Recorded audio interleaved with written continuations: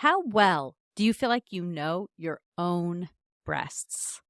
How frequently have you touched your breasts? How regularly do you check to feel for changes? This is something I've been thinking about a lot because in my practice, I notice that so many people struggle to touch their own breasts, move their own breasts, shift them around as needed, especially in the beginning. And after years of breastfeeding, I now feel very comfortable with my own mammary tissue. But I could not say that I was comfortable with my breasts before I was a lactating parent. Today, we have such a special treat.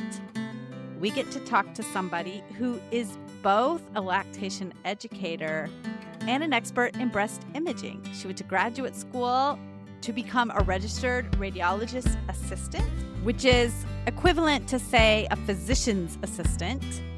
Many of us have PAs as our primary care providers or providing some sort of care, and that is the equivalent in radiology land. So enjoy this conversation with Courtney. I hope that you learned as much as I did from this enlightening conversation.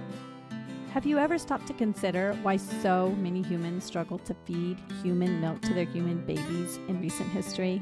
Have you then looked around and noticed that so few animals in the animal kingdom struggle to do the same? My name is Lo Nigrash. I am an internationally board-certified lactation consultant, or an IBCLC, and a childbirth educator, and I have been thinking about this for a long time. Come uncover the barriers that make feeding our babies so difficult through conversations with people who have breastfed and pumped, through evidence-based information around breastfeeding and pumping and human milk making, and through conversations with other experts in the field. So that one podcast episode at a time, we chip away at these barriers and make breastfeeding easier for everyone. Hi, Courtney. Welcome back to the Milk Making Minutes. Hi, thank you so much for having me. I'm very excited to be here. So you already told your baby feeding stories, 3 of them, and they were really great. 2 smooth ones. Yes. And then 1 kind of bumpy one, but all worked out in the end. Yes. And our listeners can go back the same week that this is airing on a Thursday. They can go back to the Monday episode and listen. But I'm having you back because you have a very unique expertise. And I wanted to bring you on to share your perspective given your unique expertise. So why don't you tell us all of your credentials and then we can get into the topic. Sure. So my name is Courtney Yeager. For those who haven't listened to the previous episode yet, I am a registered radiologist assistant. I am also a certified navigator in breast imaging. And after having my first son in particular, I became a certificated lactation educator counselor. So I also have a specialty in lactation education as well. Yeah, what a great combination to have both the imaging expertise and the lactation education expertise. Yes. That's a really great combo. Something I'm very passionate about. Yeah, I don't know if I know anybody. Do you know anybody else who does both? I don't. I would love to meet them if you're out there. Yeah. For me, it was going through my training in radiology and specifically in breast imaging. Breast cancer screening and breastfeeding are so very different, but at the same time, there's the same anxieties there. There's the same need for support. And of course, it all relates back to breast health. And there's just that continuum there. The same women and families who may be breastfeeding eventually at some point are going to go for breast cancer screening or their mammogram. And it's a continued conversation. So I love being able to be there to support and help educate through that whole process. Yes. So you provide full spectrum care for anybody who has mammary tissue. Is that right? Yes, and they're a little bit separated. I work in a hospital as an RA, specifically under the supervision of a radiologist. So in the radiology department, we're seeing women who are coming in for breast cancer screening, of course, and then also anybody who feels a lump in their breast or their doctor feels something and they need to have some diagnostic imaging. We are seeing those women in the imaging department. And then as a lactation educator in a private practice, I provide support and education for lactation. Yes. And included in what you might see as an RA are people who might have abscesses or plugged ducts or Mhm. recurring instances of mastitis and need to Yes. have imaging to Mhm. determine what are the next steps if this continues to happen. Is that right? Exactly. Yep. Even women with cysts or that may ultimately need a drainage or a biopsy, they're seen in that department, in the radiology department as well. Okay. Okay. Yeah. Very good. Yeah. Let's just start with the anatomy of the breast. Like when you look at a healthy breast on in imaging, Mm-hmm. what is it that you are looking for when you are looking to see just a healthy breast, both one that is not lactating and then one that is lactating? Sure. So if you think of a classic mammogram image, you're going to see a lot of black and white. And all people with breasts, all women have naturally in their breasts fatty tissue and dense glandular tissue. The dense glandular tissue is going to show up as white, and the fatty tissue is going to show up as black. And that's what gives you that variation of black and white colors on the image. And the radiologist in particular is reading all of this as the images are acquired. So you can see the breast tissue and also you can see the nipple and the muscles behind the breast as well.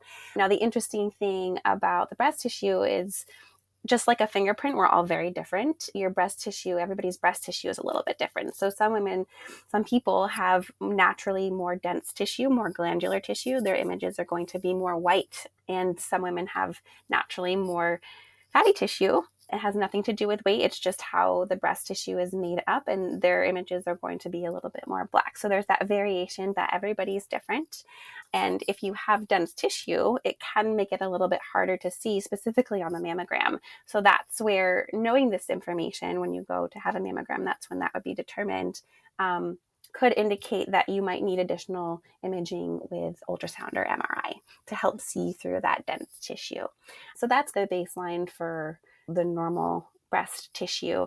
Things that we look for, the radiologists look for on the images are any areas we can see calcifications in there. They might show up any areas of increased density that might look a little bit different on that side of the breast or compared to the other side. Those are going to be indicators that maybe there might need to be some additional imaging in that area to see what's going on. Okay. And so that's just for a non-lactating breast. Correct. Can you see the milk ducts in a non-lactating breast in imaging? You can see them often on ultrasound very well. On an ultrasound. Mm-hmm, Okay. mm-hmm. All right. And then when a person begins lactating, how does that imaging change, or does it? It does. So typically when a person is lactating, the breast tissue is inherently, no matter what your breast density is, going to become more dense. So it's going to be harder to see on the image. It's going to be more white overall during lactation. That doesn't prevent, that's not a contraindication for having imaging. You can certainly have imaging, and sometimes it's very important that you do have imaging.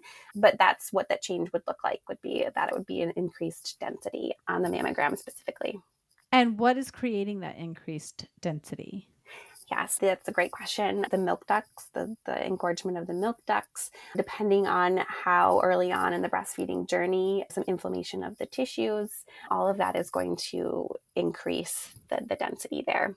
Okay, so we now know that when engorgement happens, it is not just from milk, but it's also from extra blood and lymph coming to Exactly. the area. So is that what that increased density is That all, from, all the extra fluids coming to the area? that all comes into play for sure. Okay. So if somebody needed imaging for some reason, would it make sense to do lymphatic massage or something like that before the imaging to try to clear out some of the extra lymph and blood that comes to the area in order to make it easier to see in the imaging?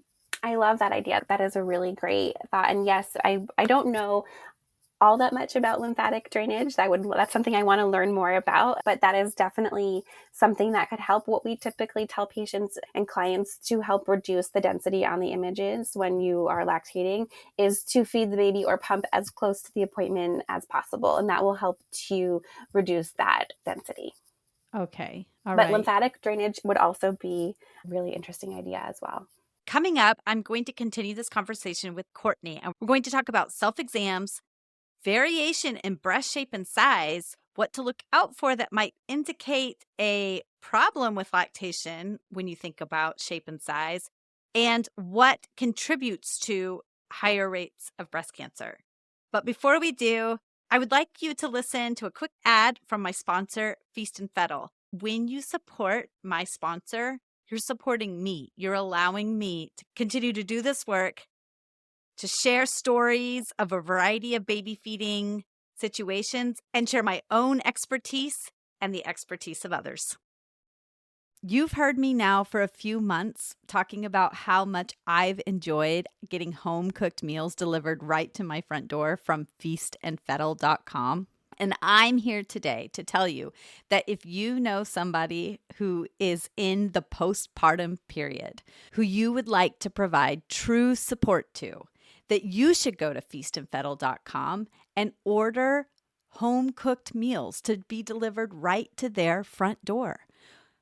One of the biggest barriers to breastfeeding success is a lack of support. A new parent is feeding a baby up to 15 times a day. How on earth do we expect that person to feed that baby that many times, also feed themselves, and provide meals to other members of their family? There's not enough time. You know how hard it is as a busy parent yourself. Go to feastandfettle.com, use my code MILK, MILK, coordinate which meals they would like to have delivered, and be the person who eases the burden for them. What a gift.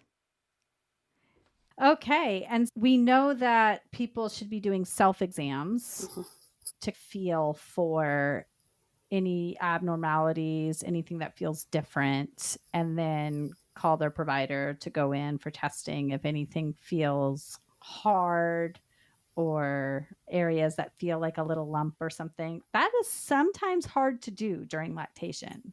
Yes, it is. It is. And it's interesting. The whole concept of breast self-exam is a hot topic right now. There are conflicting recommendations about it.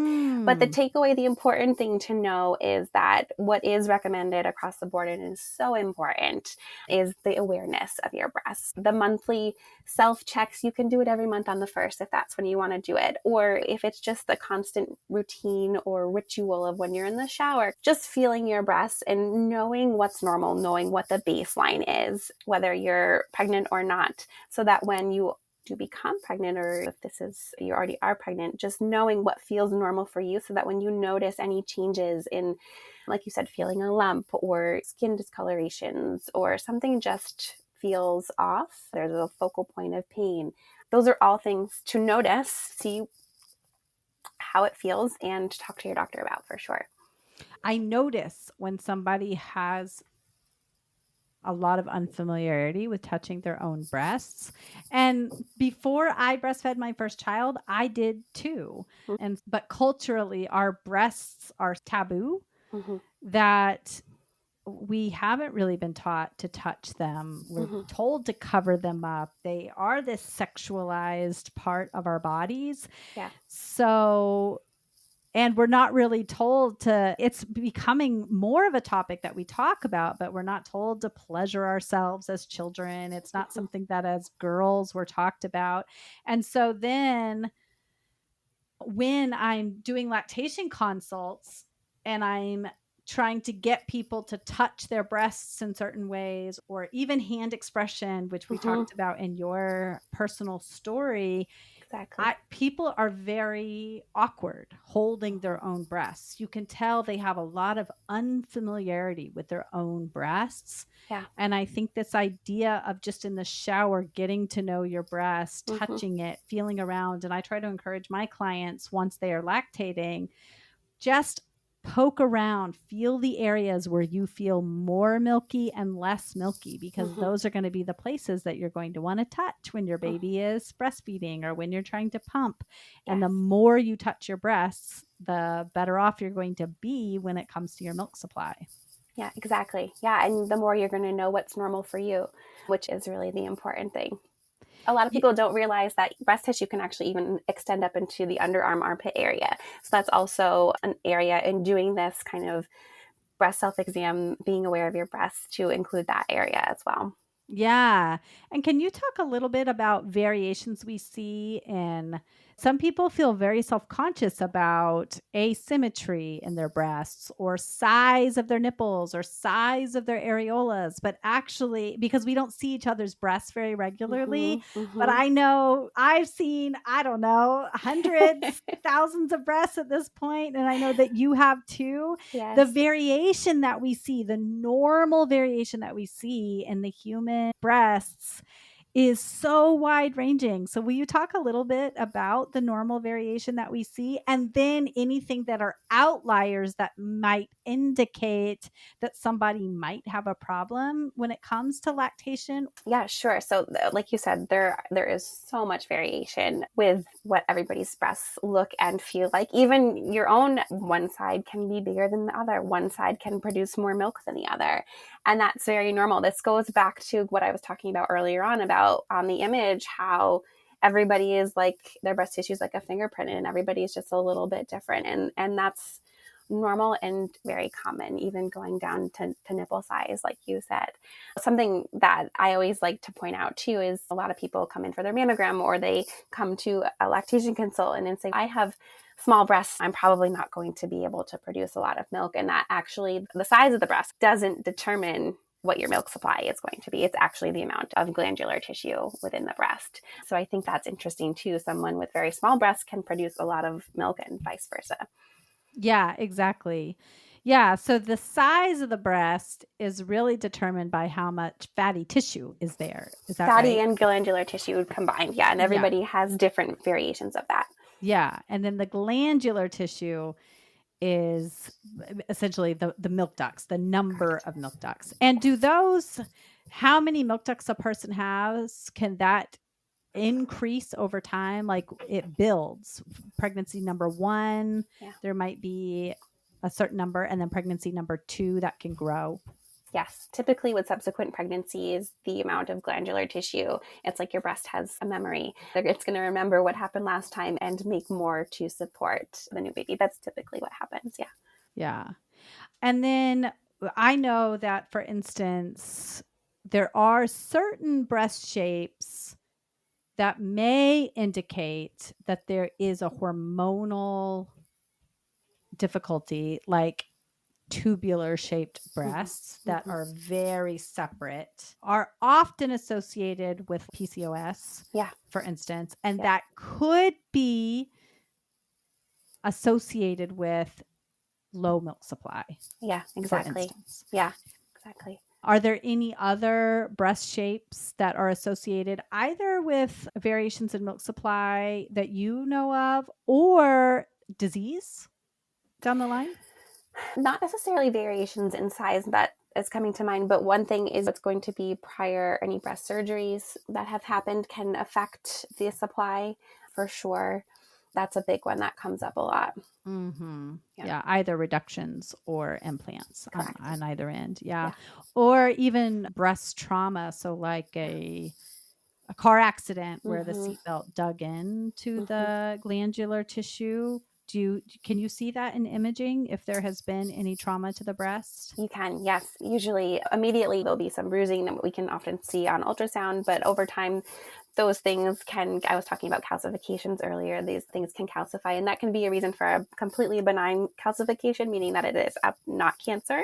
But often, if it's depending on the level of trauma to the breast, those changes can stay within the breast as well. Same with breast surgery, that the scars you can see that in the breast tissue moving forward as well. Yeah, or any sort of impact to the chest. I don't want to get too into all the different types of impact, but if anybody has been in any sort of domestic violence situation or anything which they had a lot of trauma to their body, that could create long-lasting impacts on the glandular tissue. Yeah. Um, Yep.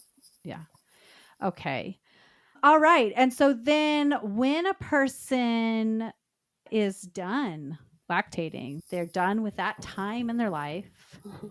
What is the longest you've ever seen that somebody is able to still get milk out of their breasts? Have you That is a seen? great question. There will be patients and clients that call and out of the blue say, I haven't breastfed for 5 years and I squeezed my breast the other day and milk came out. Uh-huh. And I wouldn't say that's like the normal thing necessarily. I don't think that doesn't happen all the time, but it can linger, and it can just be that it is just residual milk in a gland somewhere. Mm-hmm. But to that same point, I will take the time to say here, though, that goes back to what we were talking about, any changes in your breast. If it has been 5 years since you have breastfed and you notice that milk is coming out, that is something to note and talk to your doctor about, these little changes, especially as so much time has gone by that you would want to follow up and just make sure that there's nothing else going on. Yeah, exactly. Especially if it's coming out and you haven't worked to squeeze it out. I know some people will be like, I wonder if I can get some milk out, and they'll try to Yes. squeeze.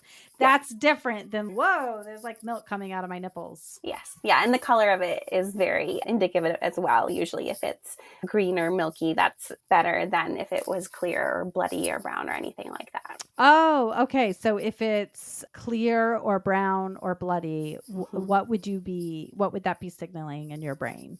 That could indicate that there's something going on, and we definitely would want to take a look at that. The first step would be to see your doctor, whether it's a OBGYN or a midwife, primary care doctor, whoever that may be. And likely they may decide to order some imaging, an ultrasound, as well as a mammogram, a diagnostic mammogram to image the breast tissue and make sure that there isn't anything else going on there. Yeah. And often that might be unilateral. It would be on one side and not Correct. the other. Yeah. Right. Yeah. Okay. And then anything else that you think it's important for people to know breast health wise as people in their lactating journeys, or just in general, that you would like to? I think one of them we already talked about is the breast self-awareness, just being aware of your breast and what's normal for you and any changes that might come up, and making sure that you talk to your doctor about those. But also the recommendations are now that you should be assessed for your risk of developing breast cancer by the age to 25 to 30. So feeling empowered to have those conversations and ask questions with your doctor even that early on. And that goes back to the whole continuum that we were talking about of just breast health and breast awareness in general. So that's an important takeaway. And then also that the recommendation is to start screening mammography at the age of 40. For women of average risk, that changes for women that are at higher risk, but that's why it's important to have those conversations earlier on about your risk assessment, because you may need to actually start screening for breast cancer earlier. And who puts out those recommendations? There's many professional organizations, the American College of Radiology, the Society of Breast Imaging, the American Cancer Society. I could go on, but some of them contradict each other a little bit. So I could go into detail with that, but I won't. For these purposes, the important takeaways are that they all agree that the most life-saving happens when we start screening for breast cancer with mammography at the age of 40. Wow, I'm 42 and I've never been screened. There you go. I need to make an appointment. Oh man, just add it to the list of things I know. The things we do. I know. Yeah, it's so important. Yeah. Okay. Great. So we know that one of the benefits to breastfeeding is that long-term it reduces the risk of breast cancer. Mm-hmm. Do you know why that is? Yeah, that's a really great question. The reason is because through pregnancy and breastfeeding, those are two significant amounts of time that the breast tissue is not going to be exposed to estrogen. Oh, so it's the exposure to estrogen long term. Yeah. And I've read a lot of things about that, how the reason why we have so many more diseases that are recurrent now is that we have so fewer pregnancies than we did, which is great. We don't have to care for 10 children, but also it increases our risk of some diseases. And so it's interesting that breastfeeding can decrease our risk of things like breast cancer. Yes. Yeah. Well, the longer you, Statistically. yes. Yeah. The longer you breastfeed and the more amount of times you breastfeed statistically could decrease your risk. Yeah. But there are plenty of people who breastfeed and also still have breast cancer, and doing the proper screening can make sure that you catch it early enough. Exactly. Right? Yep. Oh my gosh, Courtney, this has been so enlightening. Thank you so much for sharing your expertise. Of course. Thank you for having me. I feel like we could have talked forever, but I know. Actually, I have one more question because you do both ultrasound imaging and X-ray imaging, right? Yes, correct. Okay. So have you gotten the opportunity to see ultrasound imaging of babies nursing? I haven't personally in my professional career, but I know I have seen an MRI of recently, it's circulating on social media, of a baby breastfeeding and watching that milk transfer happen with the swallow. It's pretty amazing. I know it was a specific study done, not necessarily something that would be routinely ordered or even feasible to do on a regular basis, but it is amazing to see. But we don't see that day to day in regular practice. No. Yeah, I was just wondering if you ever got to do it, given your unique specialty. Yeah, no, it's an amazing thing, but no. Okay. Awesome. Thank you again for sharing both your personal story and your expertise, which is so unique. If anyone else out there has this unique specialty, I definitely think that you should reach out to Courtney, because you are peas in a pod for sure, Yes. because this is such a unique set of skills. Do you want to share your professional contacts where people can reach out to you? Yeah, so I have a website. It's thebreastgirl.com, and I also am the Breast Girl on Instagram. So can feel free to connect. I would love to connect, and you can email me as well. Great. Thanks so much. Thank you. One of the amazing things about feeding our babies from our own bodies is that we do get this familiarity with our bodies that we did not have before. I wonder if you can name whether your breasts are more fatty or more glandular. And remember, this has nothing to do with size. So if you feel around on your own body, what are you noticing? I hope that everyone feels inspired to get to know their bodies a little bit more and feels proud of themselves for any amount of human milk feeding you have done to reduce your risk of breast cancer. And I hope that you reach out to Courtney, that you connect with her on social media, and that you follow her advice and take good care and make sure that you make those appointments that you might have neglected. I know I'm going to. And if it is so hard to think about making appointments for yourself added to all of your family's appointments, remember that you can go to feastandfettle.com and get $30 off your first week's order of home-cooked meals delivered right to your door. That way, if you need to add in some appointments in the evening or in the late afternoon, you don't have to rush home and then figure out what to put on the table for dinner. This is for anybody living in Massachusetts, Connecticut, Maine, Rhode Island, or New Hampshire. Check it out and let me know what you think. Bye.